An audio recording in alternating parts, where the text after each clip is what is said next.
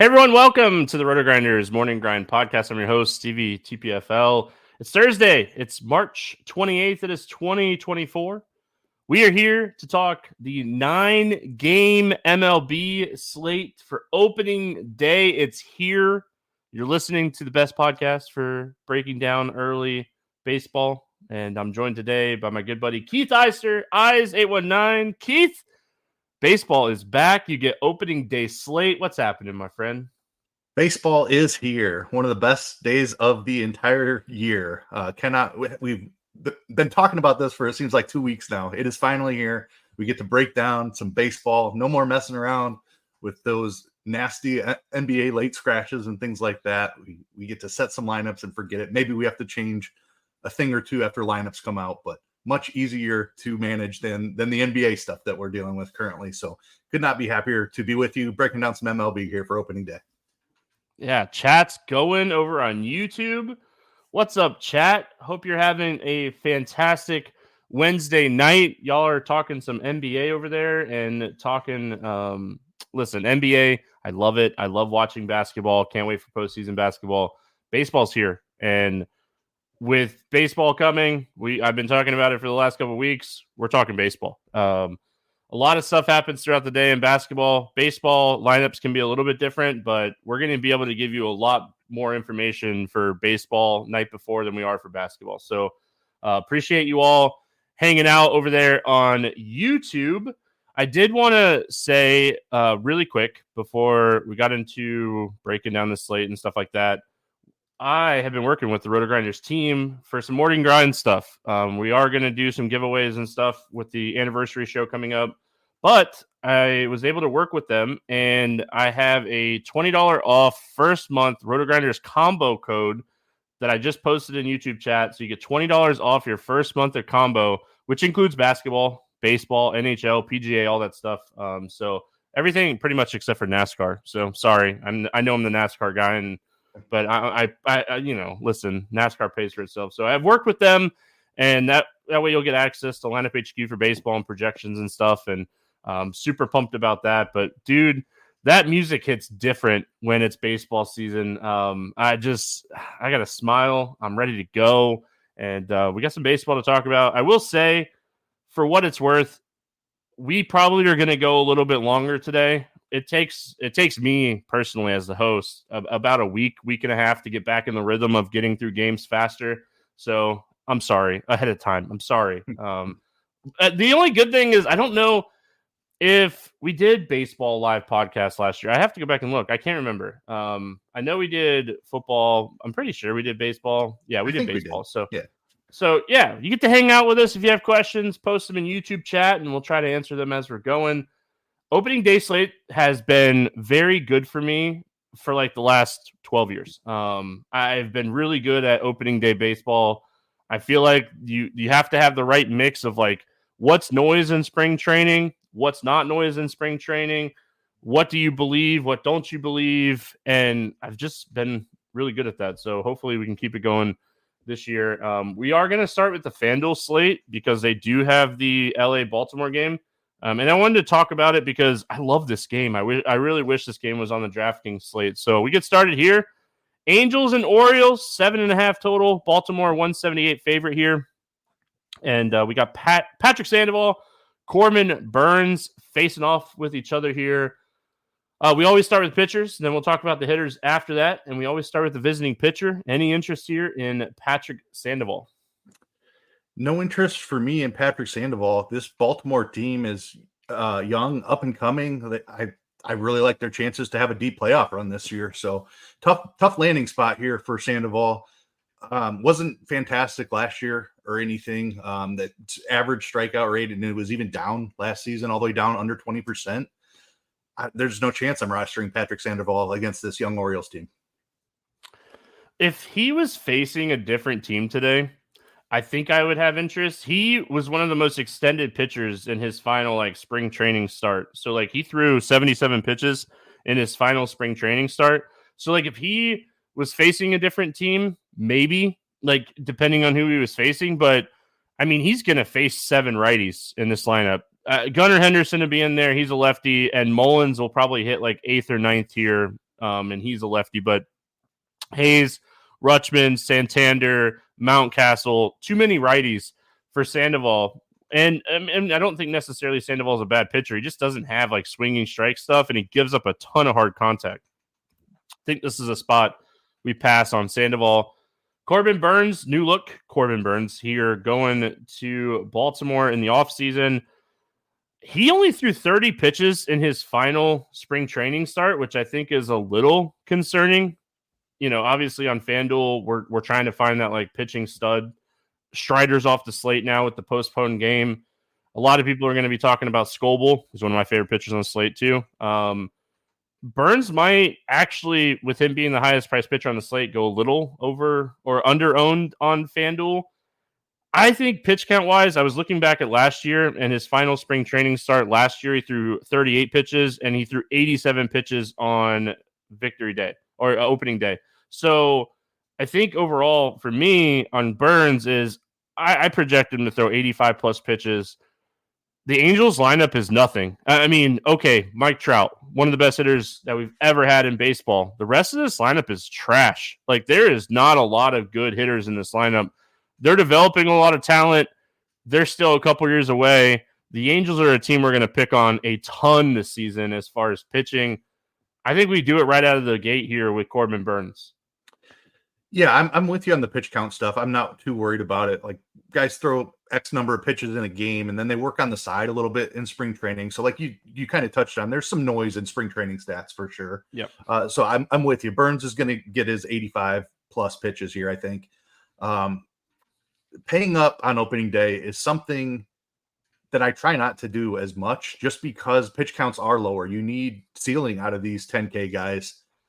And not to say Burns can't go out there and strike out 8 guys in 5 innings. He certainly has that ability. But I do tend to pay up less, if possible, on opening day.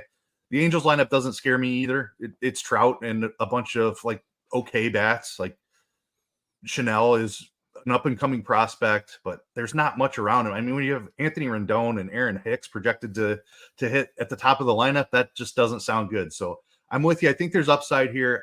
I will try to stay in the mid-range more than I will spend up. I do think Scooball is super interesting. I'm with you on that. So we'll see.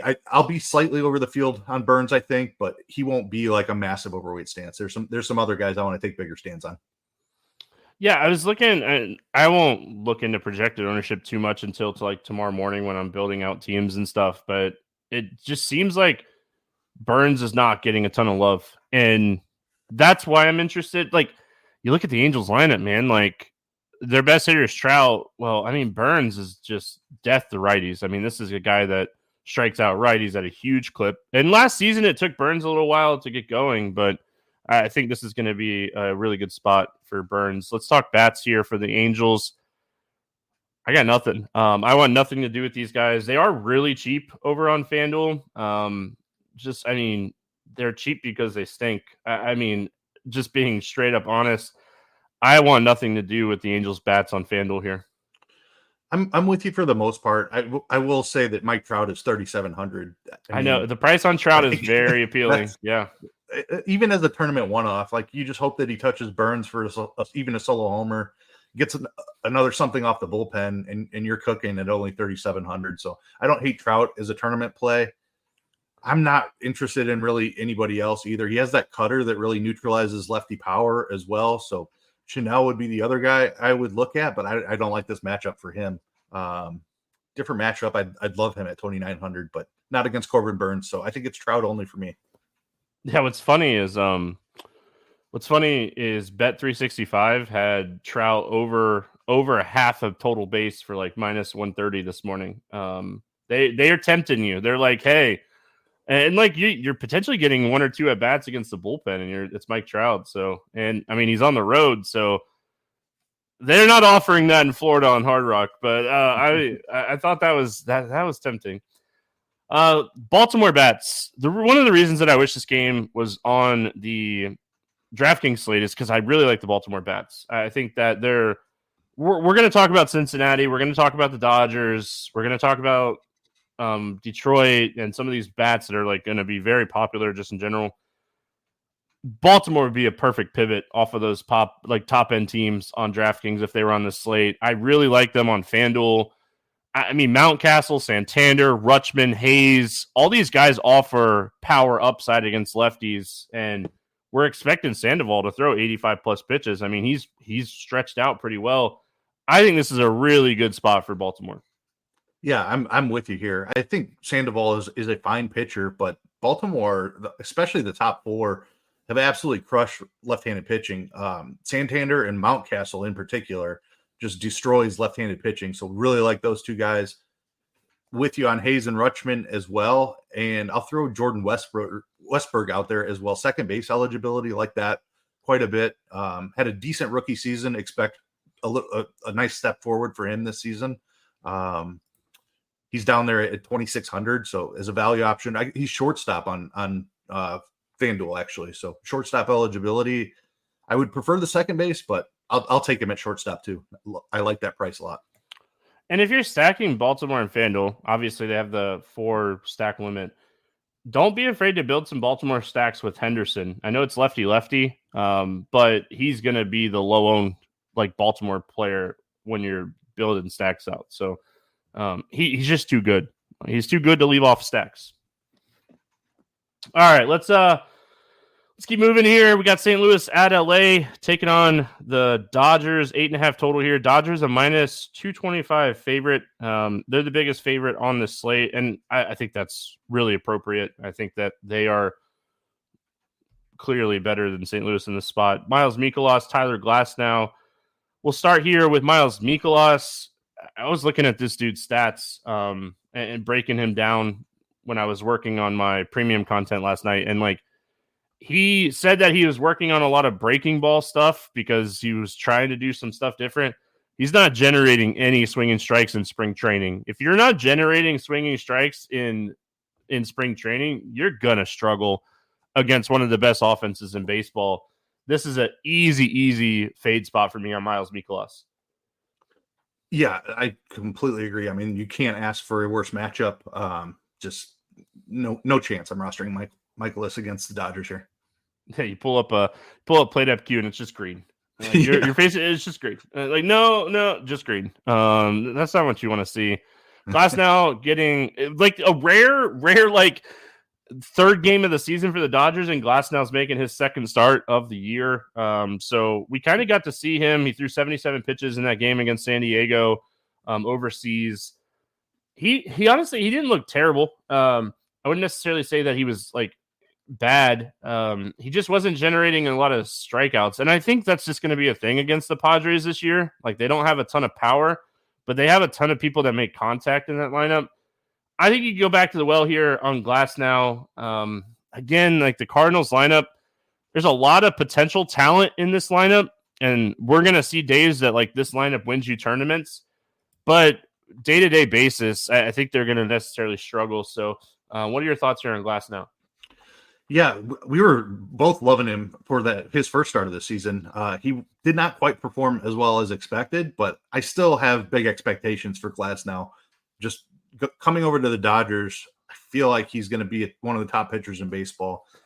Tougher matchup against the Cardinals here. I think I'm a little higher on the Cardinals lineup than you are, but I agree they're not an elite lineup by any means, but it's not an easy spot. I think they are a little bit stronger against lefties though.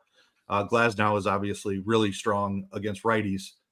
It's the price that's concerning a little bit here. Again, I will try to match the field probably on Glasnow. There's a couple of guys in the 8K range that I do like and I want to be over the field on. I guess there's a pivot right here next to him that I really like in this spot. So I like Glasnow. I'm not necessarily afraid of the Cardinals, but probably not looking to get severely overweight on him or anything. Yeah, so, I mean, the one thing that stood out to me is what I'm always looking for, early in the season, is velocity, right? That biggest thing for me is where's the velocity? He averaged 96.5 on his fastball in that game. So that's right where he sat last season. He touched 97 on average a couple games last year. But if I'm seeing Glasnow first start of the season average 96.5, I'm in. I mean, he is a guy that really needs that fastball.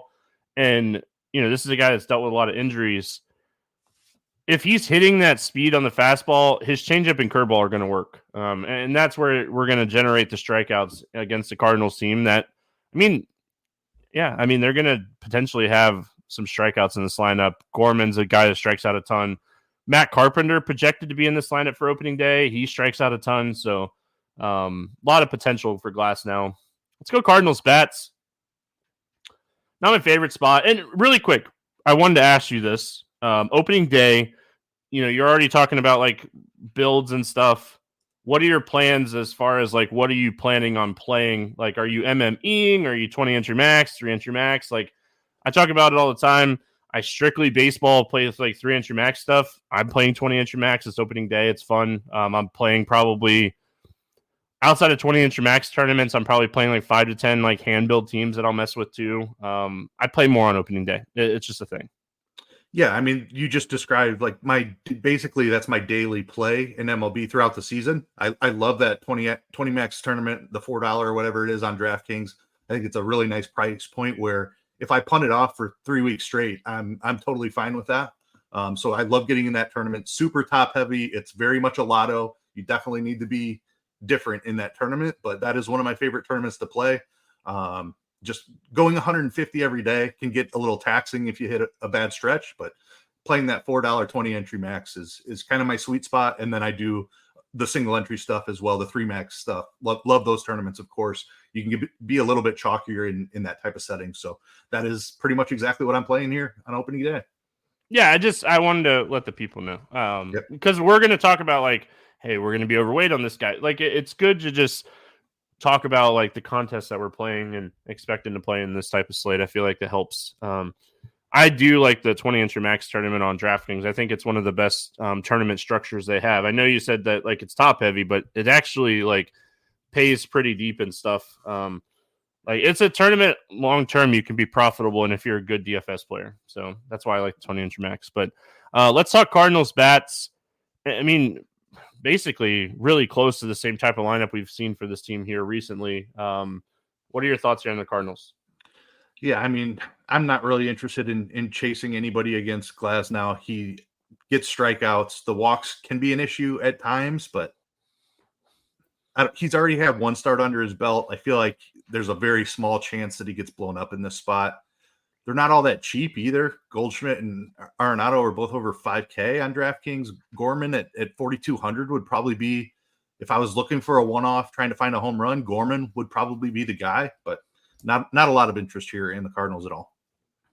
I was going to bring up Gorman too as my he's a second baseman that has that big home run upside. So like second base, you're not going to get a ton of home runs from each slate. Like if there's 15 games, you might get 8 to 12 home runs from second base on a typical night. So, and sometimes it's even way lower than that. Sometimes it's higher, obviously, but second base is not a position you're going to get a ton of home runs from. So I think, getting Gorman and chasing that one home run upside is fine. We got a question in chat. Do we think Glasnow goes past 5 innings? I think it's more of Glasnow pitches like 85 to 90 pitches here. I don't know if whatever that equals innings wise. If he's pitching really well, obviously he could go 5 or 6. If he's struggling a little bit, he could go 4. But I think it's more of like 85-ish pitches, a little bit higher maybe.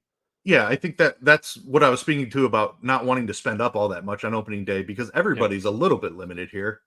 If Glasnow goes 5 2/3, it wouldn't surprise me, but I don't think he's capped at 5 innings or anything. I know Dave Roberts has weird rules with his pitchers sometimes, but until we see him handle Glasnow like that, I assume that he's good until he hits whatever designated pitch count they have for him, which I expect to be in that 90 range like you. Yep. You got to remember, Dodgers are playing for a World Series. They need this guy to be healthy. They're not going to push him if they don't have to. Let's go to the Dodgers bats. They're the chalkiest stack on the slate. They're clearly above, and they're the number 1 stack if you can make it work. It's really hard to make work. If you're playing Ohtani and Freeman, Betts, Muncy, Smith, it's really hard to make this work. Let's talk these bats. I mean, how are you prioritizing them? Are you just going to kind of let Lineup HQ prioritize them? Do you have a favorite? How are you attacking the Dodgers here? Yeah, so as much as I say I don't want to spend up on pitching, there's also not many cheap options at pitching. I mean, we'll talk about a couple of them, but they're both really uncomfortable, at least for me. Maybe you have a different take on it. So getting up to There the ain't Dodgers nothing is comfortable. Man, no. Getting up to the Dodgers is going to be a chore on this slate, and for that reason, I kind of like building with the bottom of the order. Like, of course, I want to play Ohtani and Betts and Freeman. It's just not all that easy to do.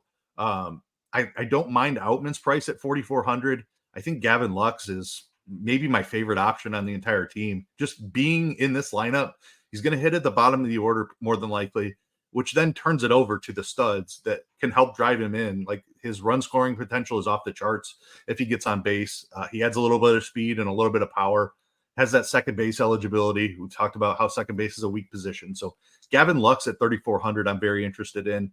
Will Smith at catcher, just a catcher with upside. Again, that like paying up for catcher is tough, but this is probably the best catcher in baseball. Rutschman, of course, who we talked about, is right there with him, but I don't see myself stacking premium Dodgers and having to pay down twice at pitcher, or even like in my other three spots that I'm not full stacking Dodgers. Like, it's just, I feel like it's going to be too difficult to do. So bottom of the order Dodgers, I'm going to have a ton of. I'll be overweight on those guys, but as far as getting up to a Betts Ohtani Freeman stack, like, that's probably not something I'm doing a ton of today.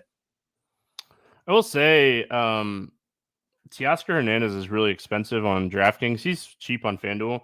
I don't expect a lot of people to play him, so I definitely want to get some exposure to Hernandez because the Dodgers are going to be chalky. I'll be way underweight on Will Smith. No shocker. If you're new, welcome. I don't pay up a catcher. I punt catcher more than anybody in the industry. I have a punt catcher for you all today, and it's not the chalky one, so we'll get there. I do think the chalky catcher that's cheap is really good, though, for what it's worth. But, yeah, I mean, overall for me, love the Dodgers. Nothing bad to say. It would be interesting if Hayward sits. I know he's dealing with like a little bit of a injury, because I think Chris Taylor would play, which opens up the stack a little bit more because he's really cheap and he's shortstop eligible. So, yeah, I mean, that's going to potentially help here if he ends up missing this one. So Pittsburgh at Miami, 7.5 total here. Miami, a 134 favorite. We got Keller and Luzardo facing off against each other. I'll let you start here because I have a lot to say on Mitch Keller. Anybody that scores an odds member or anybody that scores an odds member that has a RotoGrinders Premium might already know what I have to say about this, but talk to me here about Mitch Keller. Yes, I know what you're going to say about Mitch Keller. I do read scores and odds. It's a good matchup here against Miami. We love the ballpark for pitching as well. But I won't steal your thunder. Like, Mitch Keller is just a guy. He was a first-round draft pick, I believe. He's been a top prospect for a very long time. We've been waiting for this guy to figure it out, and he just, for whatever reason, has not been able to put it together. I don't know if it's the Pittsburgh curse where they, like, Garrett Cole leaves and becomes one of the best pitchers in baseball. They've had a couple of others as well who have done that, but I'm not on Keller. This Marlins lineup, I think, is like, they're just pesky enough that they're going to cause him issues. The strikeout rate isn't elite by any means, so I'm off of Keller. I'll let you expand on that a little bit. All right. Well, Eric and chat, can we play Keller and Luzardo in the same lineup? Well, I mean, you can. You might not want to play Mitch Keller today. Mitch Keller is. I just got done talking about velocity and how some stuff in spring is noise. When your fastball through 4 starts is down on average 3 to 5 miles an hour, that's not noise. That is something that we're very concerned about, even in a matchup with Miami. This guy could put egg on my face for this, what I'm about to say, but I think he's the worst pitcher on the slate today. He's struggling with velocity. He didn't miss any bats, 15% swinging strike rate in AAA or in spring training, 6.3 xFIP. He struggled so much in spring to ramp up, to miss bats, and command was way off for Mitch Keller, who needs his command. This guy doesn't have overpowering stuff. If Mitch Keller's fastball is down 3 to 5 miles an hour on average, it's not going to be pretty for him.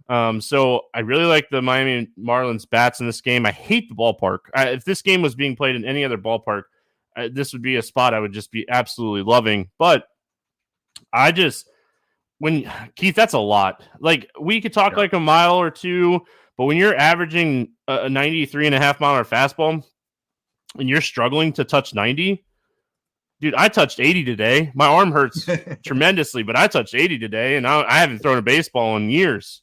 So, like, he's struggling, right? So the velocity is a huge concern. A 90-mile-an-hour fastball is way different, and this dude throws his fastball a lot. So, like, he throws his fastball almost 50% of the time.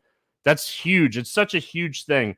He could come out and he could throw 95 here, and it wouldn't shock me. But velocity for me is not noise in spring training. I don't have any interest in Keller. I have interest in the Marlins bats. We're going to talk about that in a second. Let's talk about Jesus Luzardo. He was one of my favorite pitchers coming into last season. If he could stay healthy, I felt like he was going to have a great season. He did. He stayed healthy. He pitched over 150 pitches for the first time in his career. Innings, not pitches. He just, I mean, he doesn't get a ton of run support, so his win-loss record's not great. But Luzardo, I think, is in a pretty good spot here. He's really cheap on DraftKings. On DraftKings, he's probably $1,000 or $1,500 underpriced for the matchup. They have a lot of right-handed power in this lineup now, like Reynolds, Hayes, Joe. They picked up O'Leary's from Kansas City. They have a lot of right-handed power in this lineup. What are you doing with Luzardo here? Yeah, I mean, the price on DraftKings is really hard to ignore. I mentioned not loving anything in the cheap range. Like, Luzardo feels really comfortable at 7,600 on DraftKings. The ownership is obviously coming along with that. I don't think I'm going to try to take a big overweight stance on Luzardo, and I'm probably going to end up going with those cheaper guys who feel a lot less comfortable. And part of that reason is I just don't think that Pittsburgh's going to strike out all that much this year. Yeah. They didn't strike out a ton last year. And Luzardo has good strikeout stuff. I do think he is going to be a star pitcher. He's been on his way there for a couple years and has been derailed by injuries a little bit, by control a little bit. I think he's eventually going to figure it out and be very good.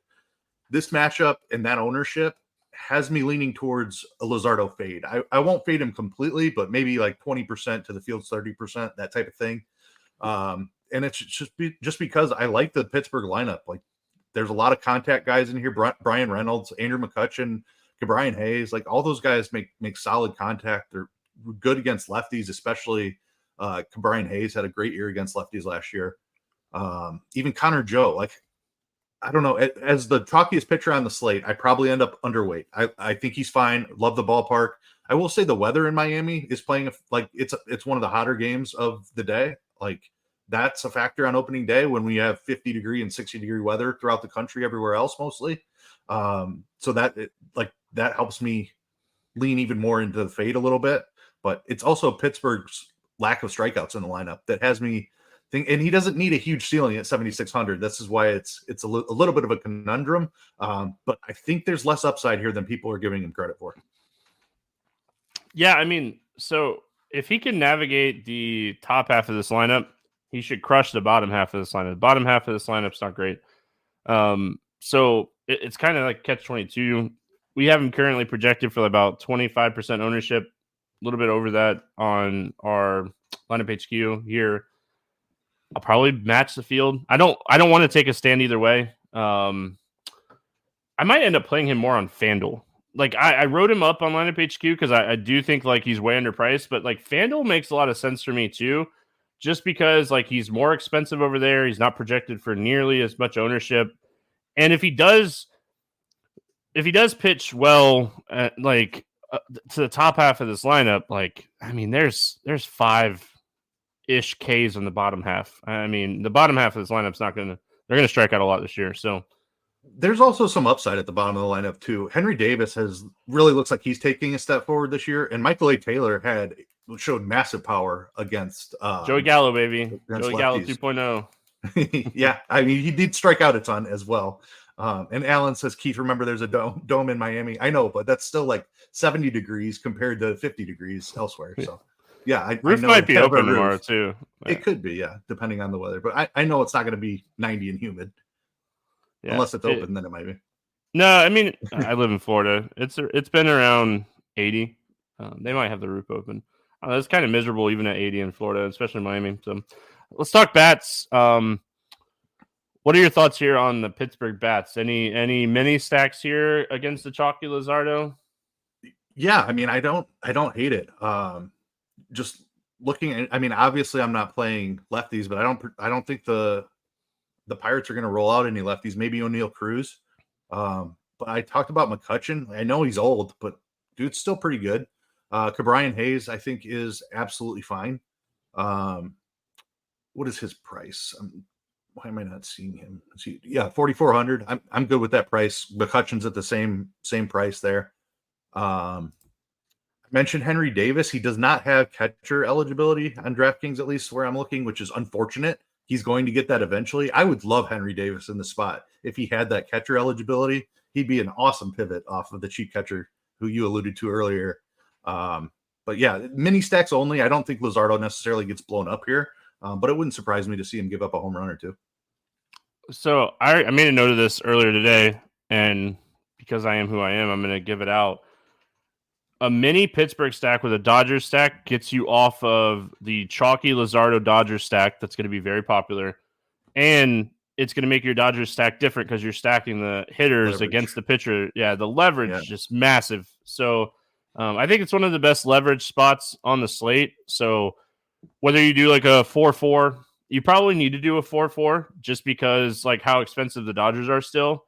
If you do a 4-4, Pittsburgh is definitely going to be that leverage spot that, I mean, top half of this lineup is really good. We know we alluded to it a couple times.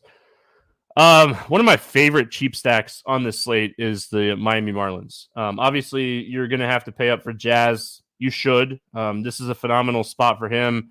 But you're getting Josh Bell at 4K. Tim Anderson is over now, playing with Miami this season. He gives you jack in the bag type of upside. He's a guy that can steal bases and hit home runs. And we're getting a lot of cheap guys here. Sanchez is 3,100. I don't know who will draw the start here, whether it be like De La Cruz, I would assume, but the stack's really cheap, just overall, and they're going to make a lot of contact, I feel like, in this Mitch Keller spot. Yeah, high contact team for sure. I don't even hate Eys just because he has second You base see, he was hitting eligibility. some extra bases and stuff in spring training. Like he hit the weight room this offseason. Yeah, I mean, still may not have that home run pop, but anything that he gives you, like he's going to be on base a ton. So I don't hate that. Berger has big power. I do prefer lefties against Keller, but Berger's got big power. I love the Jesus Sanchez call. He's one of my favorite cheap outfielders, 3,100. Young guy who I think could take a step forward this year. I'm into that for sure. I don't know how I feel about Tim Anderson just after the year he put together last season. He was hurt. The whole White Sox team was hurt last year, though. Yeah, their pride was hurt. Maybe I don't I don't know. My bankroll was hurt stacking them. Yeah, no doubt about that. Maybe that's why I'm so down on them. But yeah, Sanchez, Chisholm, even Eys, Berger. I like that quite a bit. I'll be using some Marlins. And really quick, again, like on the Keller velocity thing, if his fastball is not working, his cutter is not going to be as effective. So it's going to make his cutter more flat, and there's just going to be a lot more contact. And that's what we saw in spring with him. Again, it's spring training, but the velocity issues always concern me. All right, we got Washington at Cincinnati, 9 total in this game. Cincinnati, a 154 favorite. Josiah Gray, Frankie Montas. I saw a couple people asking about Josiah Gray in YouTube chat. Let's talk Josiah Gray first because he's the visiting team here. What are your thoughts here on Josiah Gray?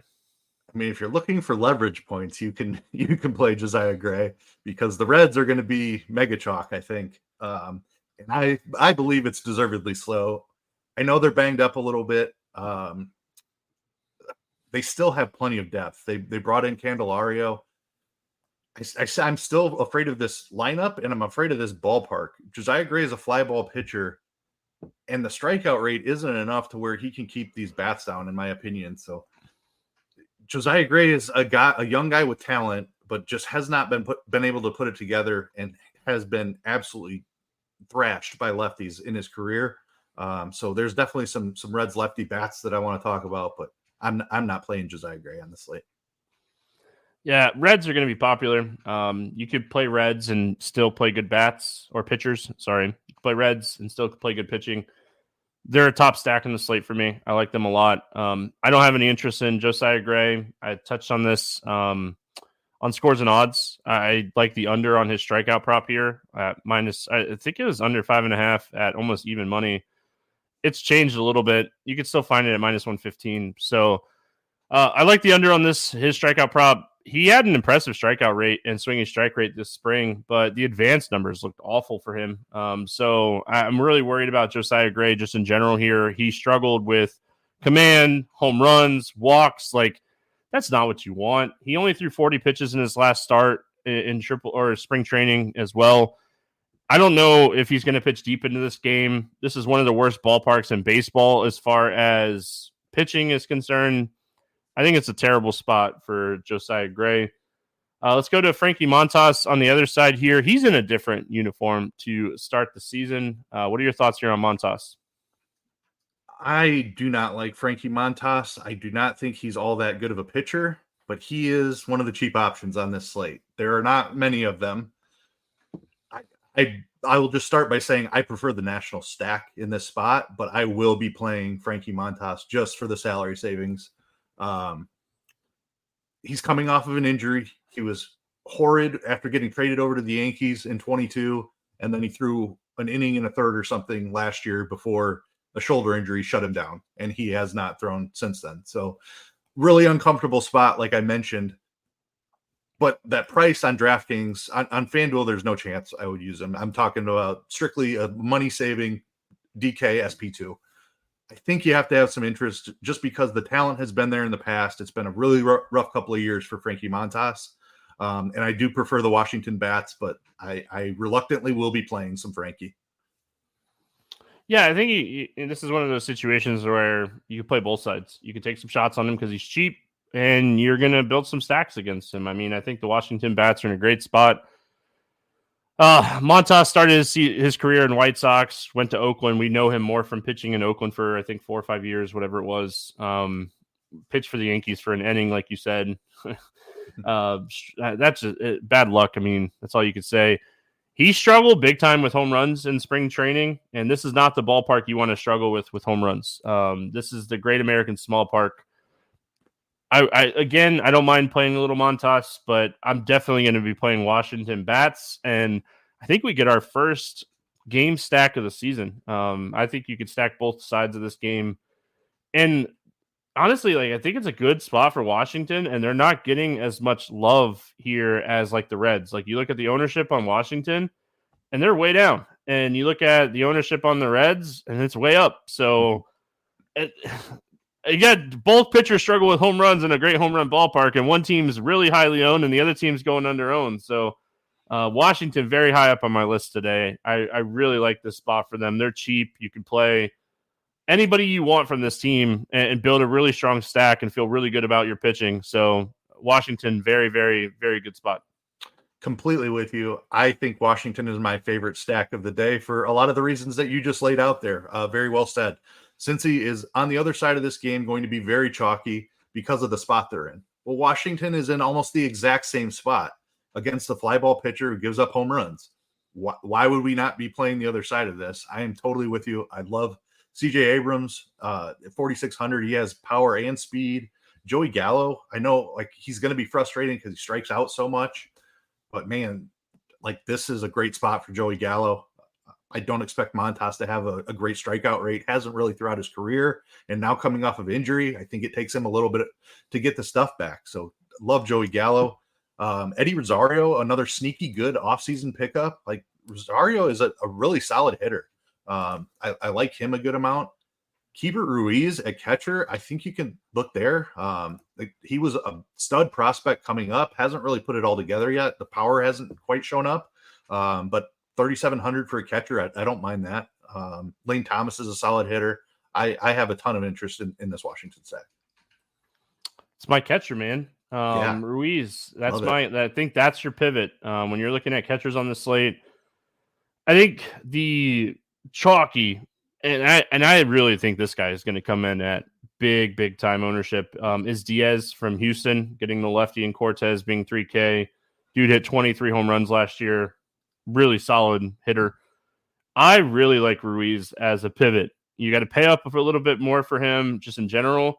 But Ruiz has plenty of power for a catcher, great ballpark for home runs, a pitcher that could potentially struggle with home runs, and a bullpen that struggled with home runs last year. I mean, bullpens are going to change from time to time, but the Reds were 10th in home runs allowed for bullpens last year. So that's what we want to target, right? We want to target the bullpen. It's opening day. We don't expect these guys like Frankie Montas threw 37 pitches in his final start of spring training. If he doubles that, which is kind of what we typically see getting ramped up, he's in that 75 to 80 pitch range. I don't think he goes like 90 pitches here, so you're going to get a lot of bullpen. I like Ruiz a lot. I like this stack a lot. Washington is a team that I'm going to be overweight on just in general here. You know which bullpen gave up the most home runs last year? Just curious if you know. Initial gut instinct would say Oakland, but the ballpark might have prevented that. God, that bullpen was awful last year. Yeah, it was. But the they allowed the fifth most home runs. Okay. No, Washington allowed the most home runs. This bullpen is awful. Not as historically bad as Oakland's bullpen was last year. God, that bullpen was awful. But we're getting a great home run matchup against Gray. We're getting a bad bullpen. Stack the Reds. I mean, there's nothing more that needs to be said. Yeah, they're going to be missing a couple guys here with injuries. It just made the stack cheaper. And Carshion Strand is way too cheap for his upside.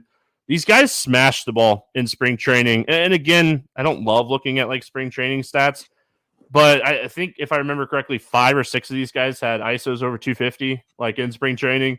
They're hitting the ball. They're going to be fun to watch this year. They're exciting. We're going to stack them a ton. I'm starting right here on opening day. Yep, completely with you. I will be overweight on the Reds, where I'll probably be underweight on the Dodgers as kind of the two chalkiest stacks on the slate. Yeah. Ellie De La Cruz, just such an exciting player. Love this spot for him. Josiah Gray just has struggled with lefties his entire career. A slight improvement last year, but I mean, he was like worst in baseball before that. So even a slight improvement, he's still really bad against lefties. Jake Fraley, somebody that I absolutely love at 4,300. He's way too cheap. One of my absolute favorite hitters on the slate.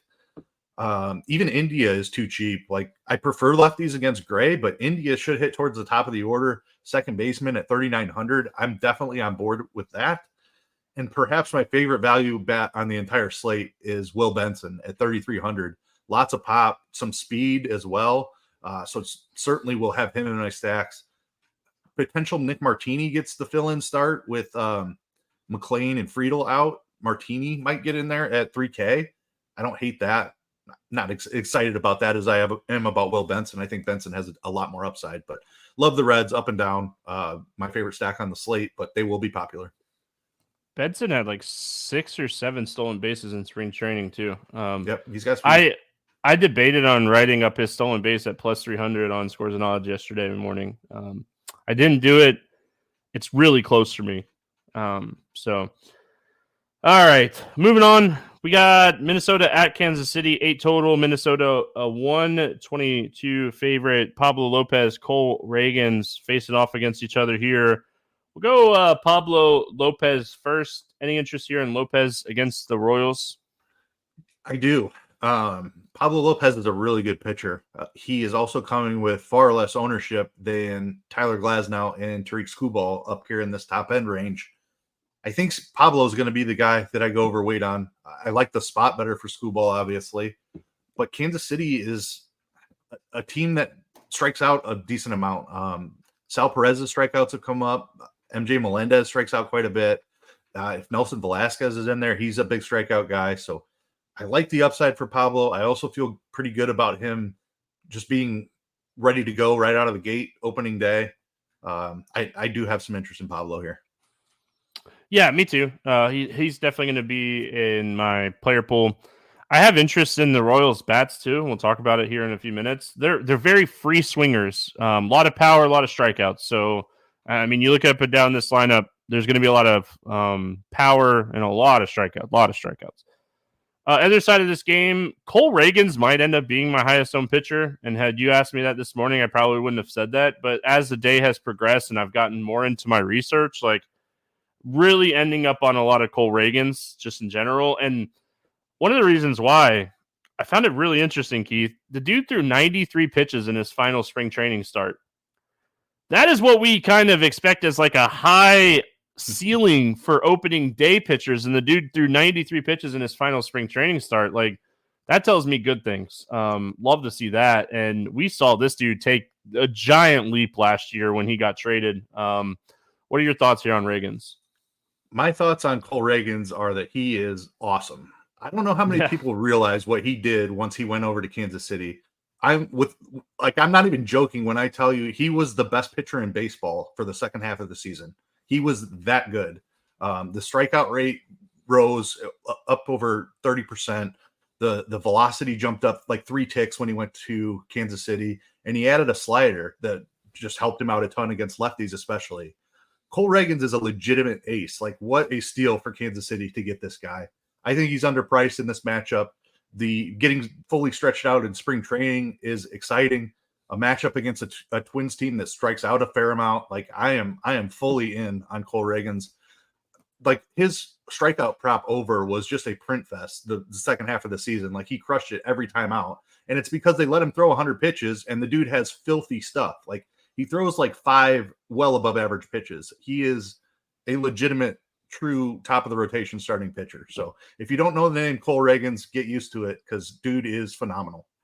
We're going to talk about him a lot. We talked about him a lot to finish the last season, and we're going to talk about him a lot this year. Keith's not wrong. We're going to get used to that name. He's going to come up. He's going to come up quite a bit. I debated on taking his strikeout prop because you were getting plus money at 6.5, and I debated, especially when I saw like the pitch count of his last start, and I was like, 6.5 for me on opening day though is so hard. If it was 5.5, I would have wrote it up. But 6.5, it's like, man, it's so hard. Has to go perfect. Yeah. But I mean, okay, on the flip side of getting off the betting and back to DFS really quick, like, who are you worried about in the Minnesota lineup? Like, obviously there's some power here with Buxton. Jeffers is really good against lefties. Correa, his power is gone, but he's good against lefties. Like, they just don't have a lot of power against lefties anymore. Yeah, I mean, I was surprised to see Royce Lewis's numbers against lefties. Like, that dude was breaking out in a big way last year, but he really struggled against lefties, ISO under 100. So I expect him to rebound against lefties. I don't know that that's necessarily sticky. I don't know why it would be. Correa offers a little bit of a problem. Buxton is going to be boom or bust. He has a ton of power, we know, and speed, but he strikes out a ton as well. So, yeah, I mean, I don't know that there's a ton to be afraid of here. And there's strikeouts. Like, Buxton's going to strike out. Lewis is going to strike out. Jeffers and Margot even had a decent strikeout rate against lefties. So, and if Kepler's in there lefty on lefty, I like that a good amount. Like, yeah, I think the upside for Reagans here is phenomenal. Yeah. I mean, you just kind of talked about the bats a little bit. I don't mind Buxton. He's a little expensive. Lewis, I think, is a little pricey for me. He's not going to get any ownership. Third base eligible only on DraftKings. I wanted to find some cheaper bats that I liked here. Like Jeffers at catcher, he has a lot of power against lefties, and he's 3,600. Again, we're trying to get off of the chalk catcher because he's cheap and everyone's going to play him. So I don't mind those guys, but I mean, Buxton, Correa, Jeffers would be my favorite here. And I guess you shouldn't necessarily sleep on like Kyle Farmer. He's shortstop only or shortstop eligible. He's really cheap, and he should hit like 5th or 6th in this lineup tomorrow. Yeah, Buxton and Farmer are the two I'd be looking at if I was trying to one-off. I don't mind Correa. I just save the money with Farmer. Correa was down a little bit last year. Buxton is a perfect boom-bust, like one-off tournament outfielder, especially at 4,600. I think a month from now, Buxton's price will be in the mid-5s. He'll be up around 5,600 instead of 46. So I'm willing to take some shots on that power speed profile at 4,600. And then Farmer's just a little bit too cheap. He's consistently hit for power against lefties in his career. So I don't mind that. I'm not stacking against Reagans. I like I said, I think he's an outstanding starting pitcher. I wouldn't stack either. I wouldn't stack either one of these teams. The only way I'm playing these teams is, I mean, you could potentially mini stack Kansas City because they do have a lot of like power in the top half of that lineup. But I don't think I'm stacking either one. I would just use these teams as one-offs or two-mans potentially, but no full stacks. What are your thoughts when it comes to the Royals bets? Yeah, I agree. I'm not stacking against Pablo Lopez. I think he's a really strong starting pitcher as well, and he's one with good control as well. So that definitely hurts the stack. Like Witt is so expensive. I don't think I'm doing that. I don't really have a ton of interest here in Royals bats. I don't see any great matches or any prices that stand out. Maybe Melendez at 3,300. Renfroe has some power at 3,700. Velasquez was really good last year. I'm not sure I'm fully buying that, even though he's a former Cubs prospect. I know quite a bit about him, but I'm skeptical of the breakout with Velasquez. He was awesome last year, but we'll see if that continues. So I think Renfroe and Melendez would be my shots at cheap home runs here. Yeah, I wish Vinny was cheaper. They priced him up. Yep. Yeah. All right, moving on. Toronto at Tampa Bay, 7.5 total. Tampa Bay, a 134 favorite. Jose Berrios against Zach Eflin. The game that nobody's talking about, that I don't even want to talk about. This is just one of those weird baseball games where I don't see a ton to play, but we'll start here with Berrios. Any interest in Berrios in this one? I don't like Jose Berrios, and I have faded him often, and it's worked out very well. But he is another one of these guys who's just kind of too cheap. Like I believe in the Rays offense. They do it every year. Like the names are never sexy, and they just every year after year they turn out one of the best offenses in baseball. So I don't like the matchup, but the price on Jose Berrios has me intrigued, and the ownership as well. Like he's not catching a ton of ownership. I don't hate a shot. I don't know. We'll talk about Eflin in a second, but that I think that's a coin flip for me between Berrios and Eflin. I probably end up with a decent amount of exposure to one of these guys, just so I don't have to play a ton of Montas and Crochet. Like Berrios is in the conversation. I don't hate him, but I'm not in love with it either. I think both of these pitchers are in play. You don't feel great about it, but the lineups aren't. You look at the Tampa lineup, and it's just a solid lineup. Not a ton of power, but not a lot of strikeouts. They walk a lot. They're patient. They're a tough team to face. Berrios could pitch well here. Good ballpark.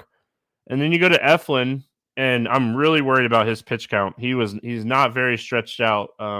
Looking at his spring training stuff, I was honestly shocked to see him get the nod here for this team just in general. But looking into it a little bit more, they're dealing with a ton of injuries at pitching. I think we're going to see a lot of bullpen for Toronto or Tampa, which potentially hurts the Toronto bats a little bit. But for me on Eflin, he's cheap. If we can get 85 pitches here, he's in play. This is a very right-handed heavy lineup. They didn't fix that this offseason. Potentially hitting 6 to 7 righties on a nightly basis here. Their DH is Justin Turner, another righty. I think Eflin's okay. He's nothing sexy, but his strikeout rate is 7% higher against righties than it is against lefties. So he definitely benefits from facing a very right-handed heavy offense. Yeah, there's nothing to love here with Eflin, especially if he's going to be limited on the pitches. He did have a solid strikeout rate last year, and like you said, reverse splits, which is intriguing in this matchup. The Blue Jays just don't strike out a ton is the only problem there with the upside, and why I might prefer Berrios. I don't know that I'm fully sold on that. Just I'm always down on Berrios, so to actually like him on a slate would be new for me, and I'm still struggling with that. I think Eflin is in play, but I'm not overwhelmed by the upside here, so I don't know. We'll see what I end up doing with him. He's probably gonna end up a fade for me. I don't have a ton of interest in the Toronto bats either, but I don't know if Eflin is the ticket to the slate. The thing that is intriguing about Eflin is he's not projecting for a ton of ownership. Like he's projecting for about 5%. So I only need to play him on like 2 or 3 teams to triple the field potentially in my 20 entry max build. He's not like a guy I feel like I'll play him like a 3 entry max, but in like that 20 entry max build, I might, just because of the price, and like, again, I'm trying to think of ways to make Dodgers and Red stacks different in my head. And if Eflin's not going to be chalky, he's a good pivot off of Luzardo for Dodger stacks to be different. So I don't trust it. I don't think it's like this, hey, I love this guy spot. As far as the Blue Jays bats, they're a solid lineup. I mean, Springer, Bichette, Guerrero, Varsho he had the most stolen bases in spring training. He was running a ton this spring. So he is potentially an upside stolen base play, I think, to start the season. Like, we saw him run a ton. And he, if I remember correctly, he was pretty cheap, wasn't he? Varsho, 3,600. So yeah, I mean, gosh, he's cheap for a stolen base. We're eventually going to get Joey Votto in this lineup, which adds another lefty, but he's not ready yet. He's stayed back for extended spring training. So, yeah, I mean, I like Varsho quite a bit. I could see like a little two-man with like Vlad and Bichette or Springer or something and just try to chase a couple home runs here. But again, honestly, this is a ballpark you don't really chase home runs in. This is a really good pitcher's ballpark. Yeah, that's another part that I'm struggling with. And like Vlad and Bichette are not cheap. Springer is even up at 4,800. Bichette and Vlad over 5K. So like the Blue Jays are not a cheap stack. If they were cheaper, I would have more interest. So I like the Varsho call for that reason. Eflin is pretty power neutral in that it splits neutral. Like he'll give up plenty of power to righties. So like Turner and Springer, I would have some interest in if they were a little bit cheaper. And like you said, it's not necessarily a ballpark to chase home runs in. So I don't even love one-offs. I'm just kind of meh on both Eflin and Blue Jays bats. Like I'm not in love with either one of them, but I think they're both fine. Tampa bats, kind of the same thing. I mean, again, like if I end up on like a little two-man or something, I'm okay with it. Nothing I am like in love with. I want Brandon Lau to come back and be healthy and have like a strong season. But that's more of I'm sitting on a lot of his rookie autograph cards that are like, I'm just being honest. I think he's a really good hitter when healthy. Maybe he comes back and he's healthy this season. I just need to see it. He's cheap enough where I could potentially end up with him a little bit, but again, I'm just not a huge fan of Tampa overall. Yeah, I like the Lau call. He's definitely my favorite here as well. Berrios is a very traditional splits pitcher against power, so definitely looking for lefties here. Lau's the guy. Palacios is the other lefty that's projected to be in the lineup, and he's not exciting. I know he had a nice little run with St. Louis last year, but I don't know that I'm buying that fully. Rosarena is priced up. Yandy Diaz is priced up. I don't mind some shots on Paredes if you're looking for another bat here, but Lau is easily my favorite target. It should hit towards the top of the lineup. You can pair him with, like you said, Paredes or Rosarena, and have a nice little mini stack. They did sign Richie Palacios from Cleveland, I think. He did play for Cleveland a little bit, but they traded from St. Louis, I believe it was. He could potentially hit like fifth in this lineup, and he's really cheap. So he might be another guy you look at when you see the lineup and you're like, all right, I can get behind playing this guy. He's a guy that can steal bases and has some home run power as well. And you definitely prefer him against right-handed pitching. So yeah. Tampa loves to do like righty, lefty, righty, lefty, righty, lefty. Don't get me started. Detroit at Chicago. That's how they win 90+ games every year and don't spend any money. You can't really argue with what Tampa does. They understand splits and numbers, and more teams should be like them. It'd be frustrating for us as DFS players, but it works. OS and YouTube chat says, we talk about the 2-game NBA slate when you're done. Nope. Detroit at Chicago, 7.5 total. Listen, I'm just being honest, OS. Detroit is a 172 favorite here. We got Tariq Skubal against Garrett Crochet. This game. All right. We're going to start here with my favorite pitcher on the slate. It's Skubal. It's not close. I believe the hype. I've always believed the hype on him. The dude is really good. He was averaging a mile an hour faster on his fastball in spring training which is just even better. This guy is a guy that I just really, really like in general. And the White Sox lineup is atrocious. This lineup is awful. This lineup is not good. This is a lineup that Paul DeJong is going to hit fifth tomorrow. Scoble should dominate this team. Another guy like Cole Reagans that was really stretched out in spring. He threw 86 pitches in his final spring training start. We might see 90 plus pitches. I know you don't like paying up. We're paying up for Scoble today. This is the guy today. Yeah, it's too good of a spot to ignore. And I was actually going to make the Cole Reagans comparison before you said his name. Like, legitimately, Scoble was absolutely breaking out before he got hurt last year. The strikeout rate had taken a massive jump all the way up to almost 33%. Like, that is true ace level strikeout potential. He was on his way to looking like one of the top 5 pitchers in baseball before he got hurt last season. So while he's healthy, fire him up. I am with you. I completely believe in the talent as well. A really good young left-handed pitcher, and he's facing a trash lineup in the White Sox. Like, even their good hitters like Luis Robert strike out a bunch against lefties. You mentioned DeJong. Like, he's got a little pop against lefties, at least traditionally in his career. He hasn't been able to find it in a while, but he's going to strike out. Awful last year. Yes, he was. But I mean, we're trying to run out like Kevin Pillar and Martin Maldonado. Like, what are we doing, White Sox? They're probably the worst team in baseball. Scoble should absolutely dominate them.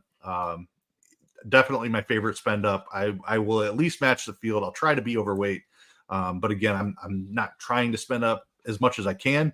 Scoble, it's hard to make the argument not to, though. All right, we go from the top to the bottom. The other side of this game, we got Garrett Crochet. He was in the bullpen last year for the little amount of time that he was healthy. Got hurt in 2021. Tommy Johns, missed 2022, missed most of 2023. First round draft pick. Big stuff. Big fastball.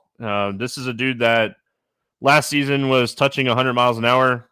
In spring training, he was averaging like 96, 97, but touching 98 to 100 in spring training. Big fastball. Good slider, like probably a plus slider. Like, this is why this dude was drafted, right? Plus fastball, plus slider. Really needs that third pitch. Has not developed the third pitch. That's why they moved into the bullpen. The White Sox are struggling big time. Don't know how much we really expect Crochet to pitch, but they do want to transition him to a starter. I kind of estimate about 75 pitches here. And I might be high. I mean, this is a guy that could potentially throw like 65. If he gets like 3 or 4 really good innings, they might say, hey, let's give this guy a confidence boost and move him. What are your thoughts here? I'm looking at it as like a potential play, and I talked about this on Lineup HQ tags. I have him as a play today. As far as like, I'm not thrilled about the Detroit lineup either. So, what are your thoughts on Crochet? Yeah, I am extremely interested. Massive arm coming out of college, like you mentioned. First round draft pick, was throwing 100 miles an hour out of the bullpen in his draft year. Like, the White Sox did not waste any time, called him right up immediately. And then he got hurt. I was very disappointed by his numbers out of the bullpen last year. The walks were out of control, and the strikeouts were way down. The velocity was still around 96.5. So, like, it just tells me that the stuff wasn't quite fully back yet. I think he's going to strike out more guys than he did last year. Out of the bullpen, like, generally we see a strikeout rate decline going from the bullpen to the rotation. I feel like Crochet is going to get back up. Like, his draft year, he came in and struck out 36% of people. He was only 28% in that next year, right before he got hurt. And then he was down to 19%, 18.8 last year out of the bullpen. I think this is an upper 20 strikeout pitcher, even as a starter. The stuff is that good. That slider, like you said, really used to play up. I think he'll eventually get that back now that he's another 5-6 months removed from the injury. So I'm excited about the upside here. I will say the Detroit lineup has improved this season. The Canna signing was really good. Like, Urshela they brought in, who's really low strikeouts. So, like, Detroit is not going to be the same lineup that we picked on all season last season. even last season they started to improve. It was 2 years ago where it was like any pitcher, any right-hander against Detroit especially, we were jamming in. Crochet's a lefty, obviously, so a little bit different scenario, but he's so cheap. And the other option down in this range is Frankie Montas, and I gave why I don't feel great about Montas. I think you can take shots on Crochet. I believe in the arm talent, assuming that he's fully healthy now. I think the strikeout rate's gonna come way back up this year. The pitch count is a concern also, so the upside is concerning, but there are no options on this slate to save money at starting pitcher. It's basically him or Frankie Montas under 7K. I think Crochet has the ability to outscore Frankie Montas if it goes well for him. So I was really intrigued when I was doing my premium tags and writing this up last night because we haven't projected for like less than 5% ownership. That's really going to be a thing. People hate the unknown. Like they don't like the unknown. And anytime you get a guy that's coming out of the bullpen to a starter, you don't know what to expect. And you don't know what to expect from a guy that, like you said, struggled big time with walks last year out of the bullpen. He was coming back from Tommy John. He threw 12 and 2/3 innings this spring and walked one guy. So that was a positive sign. The strikeouts, he had 14 strikeouts and 12 and 2/3. That's a positive sign. He's going to give up some home runs. That has been his thing, when they've tried to extend him innings is home run stuff. So that's why a lot of people like some of these Detroit bats. We're going to talk about him. I like him as well. But I'm definitely going to have exposure to this guy. I think that he's too cheap for the potential. The potential of I can't preach how hard it is to hit 98. I can't preach how hard it is to hit a lefty throwing 98. It's really hard. It's not easy. Coming from someone that used to throw high 90s, like it's really hard to hit that pitch. Like if you're locating, it's really hard. Anyway, bats here, Detroit bats. They're getting some ownership. They should. They're not expensive. They set up really well against again an unknown lefty. That's going to throw 2 pitches. I mean, he mixes in his changeup very, very seldom. They're cheap. I mean, Baez is cheap. We know his power. Kana, like you said, Torkelson has power. He's going to be a little bit lower owned because he's so expensive. Jake Rogers has power at catcher. What are you doing here with the Tigers bats? Yeah, so part of the reason I like the Nationals so much is because I think they're a solid pivot off of the Tigers. I think the Tigers are going to be like that cheaper, like secondary stack that everybody goes to.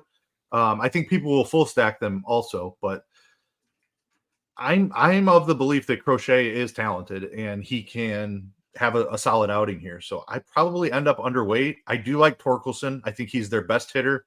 He has the most power on this team. And he's expensive, where the other guys are more like salary saving options. I'm playing Torkelson to be the guy that hits 2 home runs here. And then hopefully I don't need any of the cheap guys that come with them, but I certainly understand it. I will have a few full Detroit stacks. I like Baez, like you said, just a ton of power at the shortstop position. Vierling, if he hits at the top of the order, especially, is interesting at 3,500. Urshela is cheap enough at 3,500. You can play him. Rogers, you mentioned, pop for a catcher, 3,400. Canna, I think, is probably my favorite under 4K guy here at 3,900. I guess Baez is slightly ahead of Canna, but if I was doing the mini stack, it's pretty easy for me. It's Torkelson, Baez, and Canna.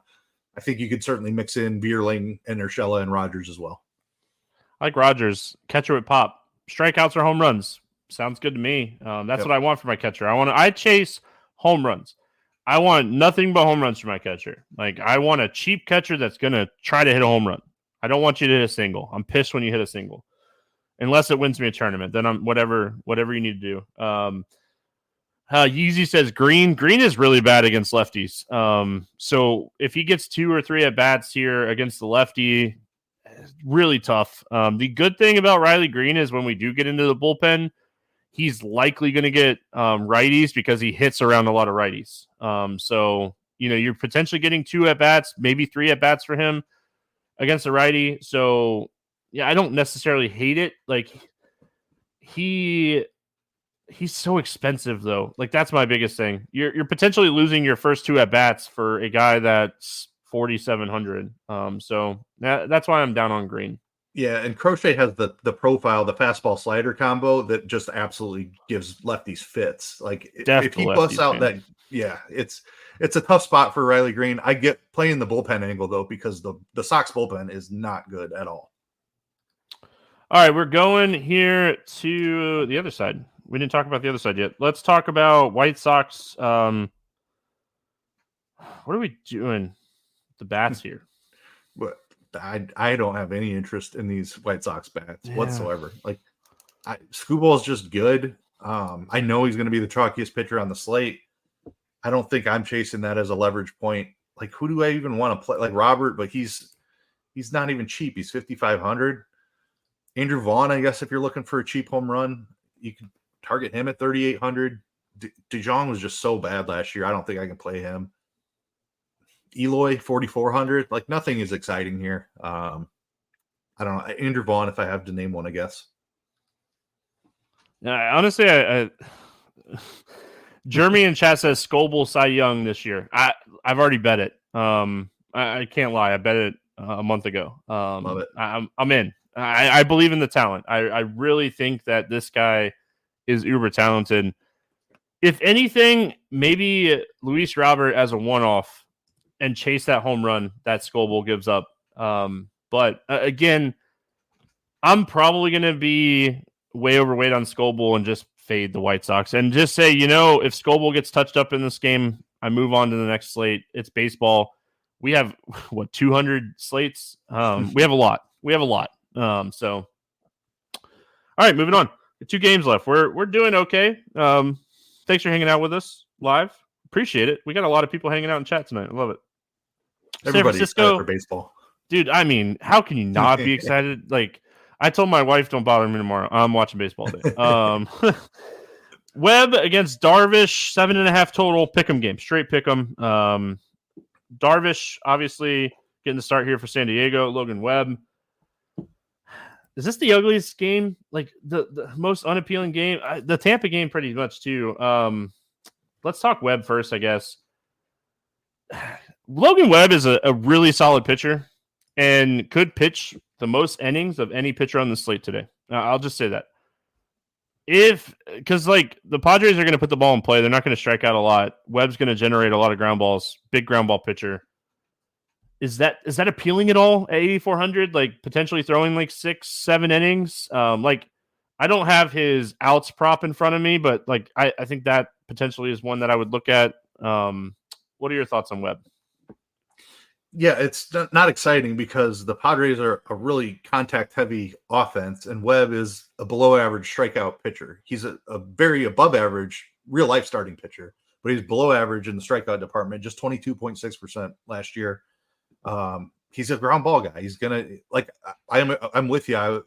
If there was an over outs I was going to bet on opening day, Webb's the guy, and that's just because he can be so efficient with ground balls. He doesn't walk many.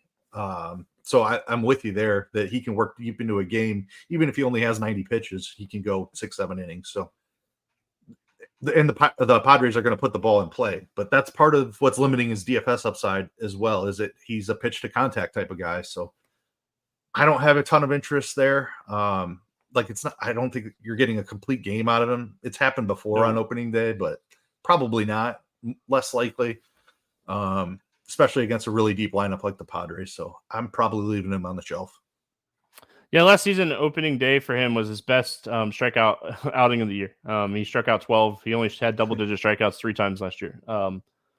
Again, for me on Webb, high contact team, high contact pitcher, ground balls, not sexy, okay. His out prop isn't up. I was really curious what they had it at, but I think he has a good chance to go 6+ innings here. Just maybe a sprinkle or 2, but not sexy by any means. Let's go the other side here. You Darvish back on the hill here. Again, another one of those scenarios. What are our thoughts here on Darvish? Yeah, I'm not all that intrigued by Darvish either. He is really fallen off. He's getting up there in age. The strikeout rate is coming down. He's still above average at 24.6, but he's not the 30% strikeout guy he once was. He's also been getting really touched up by lefties, and San Francisco is one of these teams that likes to platoon a bunch as well. Darvish is going to see a bunch of lefties here today, probably 4 or 5. I don't think I'm all that excited. I actually think the San Francisco bats are a little bit sneaky. I'm with you. He's just not missing bats. Obviously he had a really, really tough spot against the Dodgers. He's not going to miss bats in that spot, but you kind of talked about it. Darvish is 37 years old. Like, he's getting to the end of the, dominating part of his career. Like, he wasn't necessarily like a dominant like strikeout pitcher outside of like 3 years. Like, he had 3 years there when he was with the Cubs, and then the first year was with the Padres where he was like a dominating strikeout pitcher. But overall, this guy has been a good strikeout pitcher. I mean, I'm okay with playing a little Darvish here. He's already got his feet under him a little bit as far as like just overall pitching. He's already pitched a game, and pitching in live games is way different than pitching spring training. I think spring training is still very good. I don't want to sound like I don't think it's good, but overall, slight interest. But yeah, I mean, a little interest in the bats too. I think the bats are somewhat interesting. Let's talk Giants bats here. What are your thoughts on them? Yeah, I mentioned the struggles with lefty power, so that's the first place I'm looking. Lamont Wade is probably my favorite option. I don't love that. Is he only first base? Double check that. Yeah, I don't love that he's first base only, but it is what it is. I think he has upside in this spot. Conforto, I think, is a great option, and Mike Yastrzemski, I think, is a great option. Both of those guys are mid 3Ks, so I think either of them are good for a home run in this spot. I don't know that I necessarily want a full stack here. It's not the best ballpark.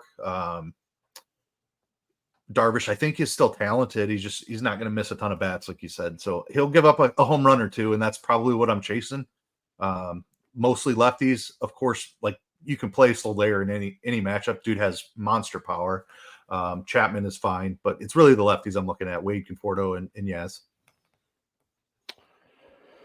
I'm gonna miss my boy Jock Jams, but I'm very excited about Jock Jams being on Arizona for what it's worth. Very, very excited. So we have a lot of questions on, do we think the Giants are going to pinch hit a ton? Gabe Kapler's gone. A little bit of the staff is still there from what I remember.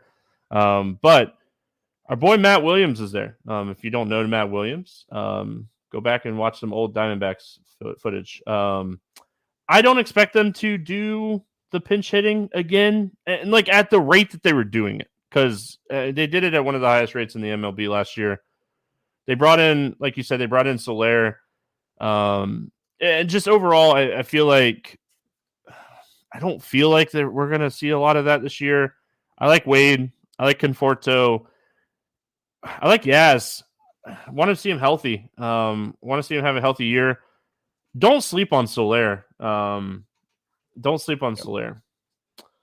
Padres bats, a lot of contact. Like, there's going to be a lot of contact. There's going to be a lot of ground balls, which is always concerning here.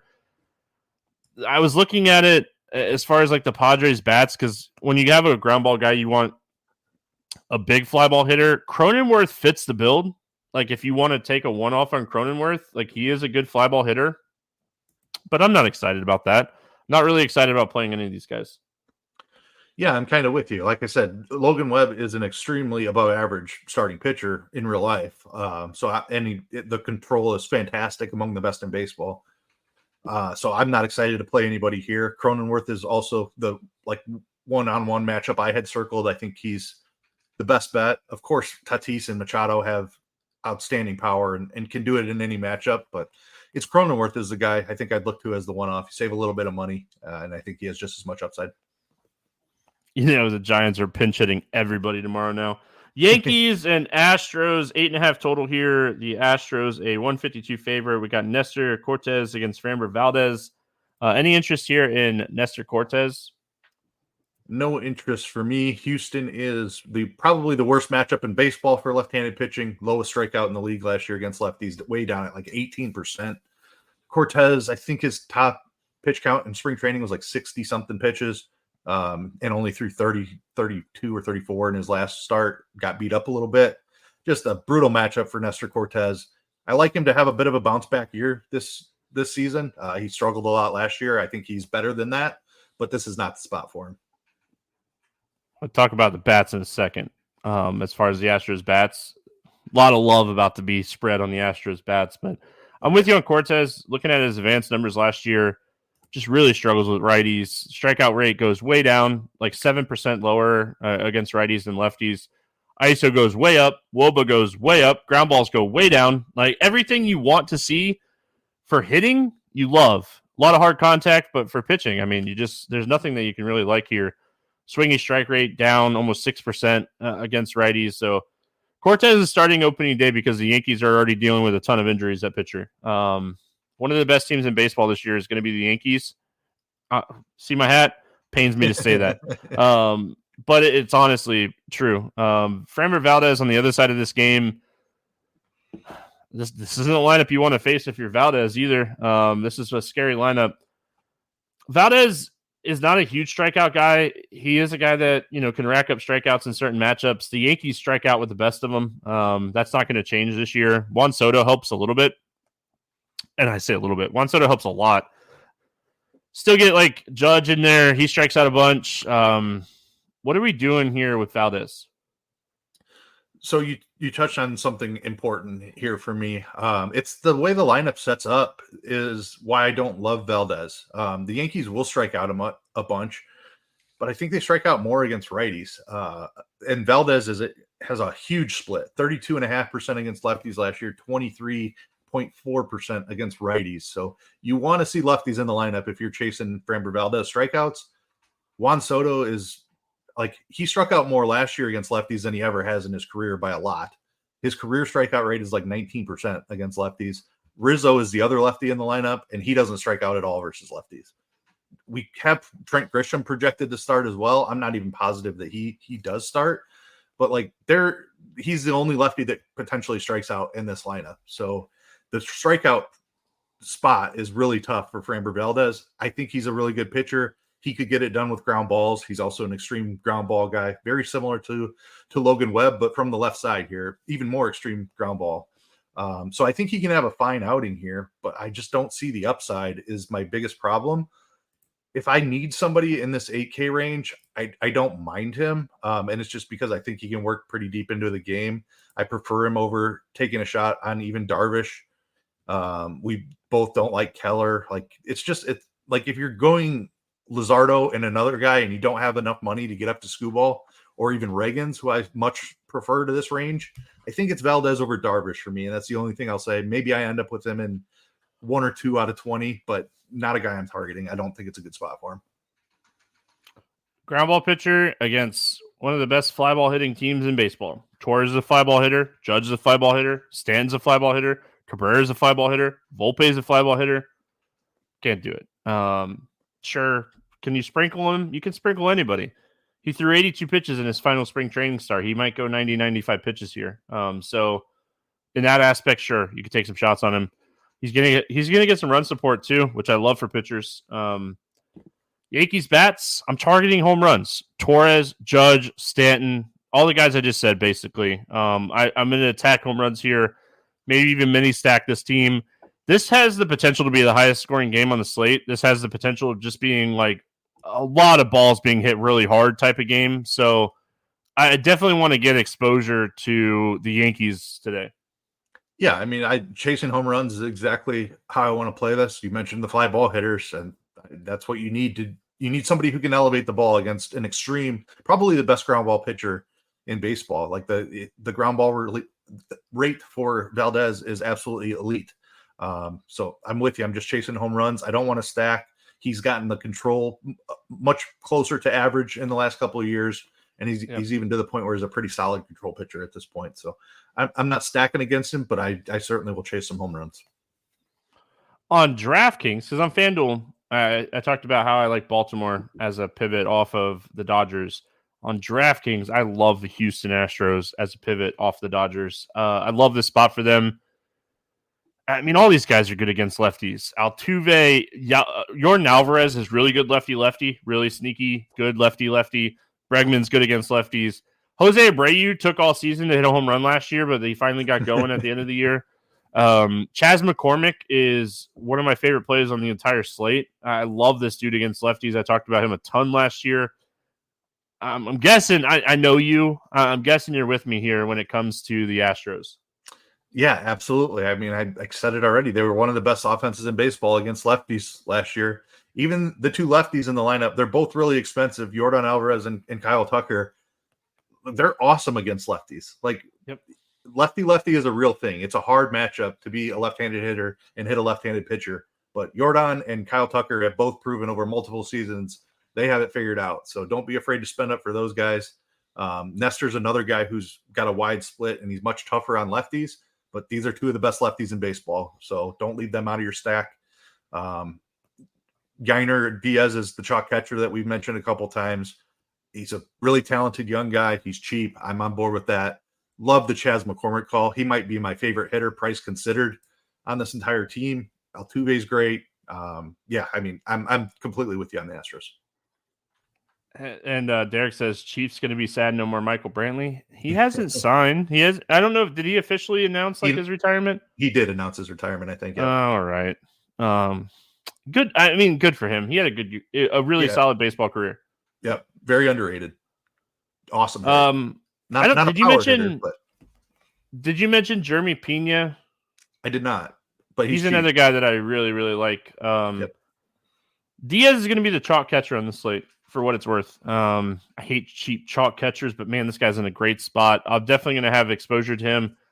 He's the guy that I'll have more exposure to in like single entry and like 3-entry max stuff. I'll be underweight on him in my 20-entry max build. He's in a good spot. I like the Astros a lot. I think they're in a really, really good spot. All right, let's play the morning grind game. Hey, we did good. Hour and a half. That's I would have taken the over. So we're kind of where I thought we were going to be. We'll get better. We'll get faster. We'll have more stats to look at too. Anyway, morning grind game. We're going to use DK again this year just because they typically have the bigger slates and it's just easier to use. If you have FanDuel questions, I try to answer them as we're going. Under 8,000 to get 6 or more strikeouts. 6 strikeouts on opening day is tough. Anybody like down here to do it? Yeah, 6 is really tough. I'm going to take the layup here. The obvious one is Jesus Luzardo. He's going to be chalk, and for good reason. Yeah, I like Luzardo. I'm going to go to my boy, man. I'm going to go Crochet. Let's go. I'm with you. You look at the strikeouts down here. Mikolas is not a strikeout guy. Josiah Gray can strike people out if he can last long enough in this game. Same with Montas. Barrios is not a huge strikeout guy. Eflin's not a huge strikeout guy. I mean, and you already took Luzardo, so give me the unknown. Give me Crochet. Over 8K to score under 15. Who's your bust on opening day? I'm going to go Yu Darvish. I think he gives up a couple of home runs in this spot. I like the way the lefties set up against him. He's already got one start under his belt, but I think this San Francisco team has sneaky upside. Chad already knows, right? Yeah, I was going to say, there's an obvious one that I was leaving for you because I already read your scores and odds right up, so I knew who you were taking in this range. I left him for you. You're welcome. Listen, I'm going to tell you right now, I might have egg on my face, but Mitch Keller already X'd out of the player pool for me on Lineup HQ when I was doing my initial who I wanted my player pool thing. I'm out on Mitch Keller. I'm patiently waiting for Hard Rock to get some player props up. They're up. I just checked like 2 minutes ago, and I am going to be pounding. I already bet Miami Marlins over 3.5. Like I'm out on Keller. Nope. Over 4,000 to hit a home run. No cores on the slate. So who do you got? Give me Ellie De La Cruz. Josiah Gray just cannot handle lefties. Ellie has some of the best power. Hits the ball as hard as anybody in baseball. I think this is an awesome spot for Ellie De La Cruz. I like it. I don't know if my guy's over 4K. I just realized that. I forgot to check his price. Okay, he's over 4K. Woo! Got a little nervous there.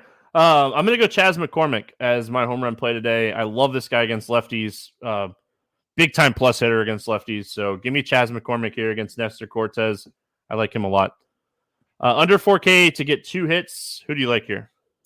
I'm gonna go Will Benson, another Cincinnati Reds lefty.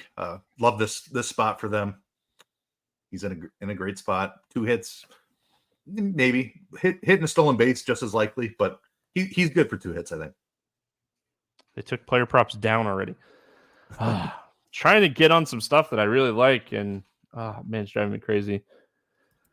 2 hits under 4K. I think there's a ton of options, honestly. I think there's a lot of good options on DraftKings today for cheap hits. I struggled to narrow this down. I really want this guy to have a healthy year. Give me Yaz from the Giants. A guy that, like, when he's healthy is a really, really solid hitter. He's really cheap. I try to find a cheap option that we like here, and I like him quite a bit here. Love it. Stack to score 6 or more runs. Who do you got? Since I went Reds with my last 2 answers, I will forego them here. I think they're really solid. They're my favorite stack on the slate, but I love the other side of that game also. Give me the Washington Nationals. I took mine. Gosh, all right. Back to the drawing board real quick. I really like Washington. I'll say Houston. I didn't want to say Houston. Keith took my answer. I don't want to sit here and like think about it too long, but I like Houston a lot. I really, really, really like Washington. I think they're a really good leverage play today. Pirates. Marlins, maybe. All right, let's go to the betting portion of the show. So what I am starting the season with, and we can change this because I'm open. I'm a host that likes criticism and like feedback. What I'm going to do, what Keith and I already talked to Keith, or I sent him a picture. I didn't really talk to him. I just kind of told him what we're doing. That came out way worse than I meant it to. What we're going to do is we're going to do a player prop or pick and play, and then any other bet that we like. So 2 bets for the morning grind. I talked about like doing a pitcher hitter. I feel like that could potentially get messy on some slates. So what we're going to do is we're going to do a player prop or a pick and play, and then any other bet that we like on the slate. So I'll let you kick it off, Keith. What do you got? I'm going to go Framber Valdez under 5.5 strikeouts. I got this one at -102 on FanDuel. Framber's just a roughly league average starting pitcher, and I think the Yankees set up really well against him. Mentioned the lack of lefties in the lineup. He has the wide strikeout rate. Wide split in the strikeout rate, 32.5% to lefties, just over 23% to righties. Soto barely strikes out. Rizzo barely strikes out. If Trent Grisham is in there, maybe he's got one lefty that he can attack. But I think Framber goes 85, 90 pitches, but I think he stays under 5.5 strikeouts. Yeah, I don't mind that one. It's a weird spot. It's just a weird spot. I'm going to go to Mitch Keller, and I'm going to take his under 4.5 strikeouts. Big velocity drop. You're getting this at plus money on almost every book.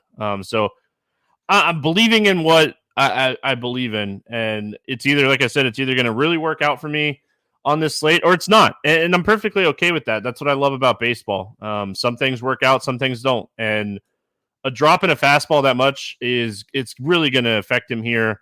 So I like the under on Mitch Keller's strikeout prop, and you worry a little bit because like Anderson's a guy that can strike out a bunch, Berger is a guy that can strike out a bunch, but it's not like Keller's this like dominating strikeout pitcher. I mean, his swinging strike rate was under 10% last year, so I'm going to go Keller under 4.5 Ks here. What other bet do you like on the slate? So I looked at money lines. I didn't really see anything that was standing out. Strikeout props are kind of my bread and butter. I was up almost 20 units on scores and odds last year on strikeout props. So you're going to be hearing a lot of pitcher strikeout props from me when you're tuning in. I got another one in the same game. It's Nestor Cortez under 4.5 strikeouts. Houston, the lowest strikeout rate in baseball against left-handed pitching.